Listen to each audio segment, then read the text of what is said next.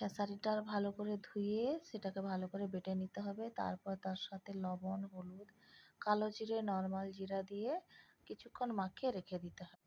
ডালটা কিছুক্ষণ দেবে রাখতে হবে। দেবে রাখলে বড়াটা নরম হবে, খেতেও ভালো লাগবে। এরপর কড়াই তেল গরম হয়ে গেলে একটা একটা করে সুন্দরভাবে ভেজে নিতে হবে। দুই পাশে একটু লাল করে ভেজে নিতে হবে। নেওয়ার পরে যখন বাতাসে রেখে দেওয়া হবে 2-3 মিনিট, তখন আর ভেতরে যে নরম ভাবটা থাকবে না, সেটা ধীরে ধীরে শক্ত হয়ে যাবে।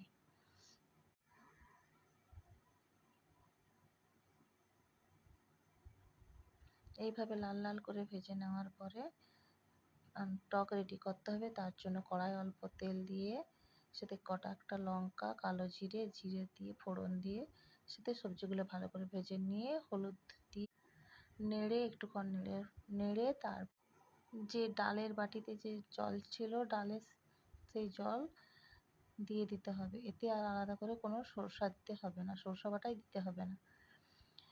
ভালো করে ফুটে গেলে টক, সেতে বড়াগুলো দিয়ে দিতে হবে। তারপরে ওই লেবুর রস টক হয়ে যাওয়ার, ফুটে যাওয়ার কিছুক্ষণ আগে দিয়ে দিতে হবে। আগে থেকে দিয়ে টক ফোটালে টকটা তেতো ভাব এসে যাবে।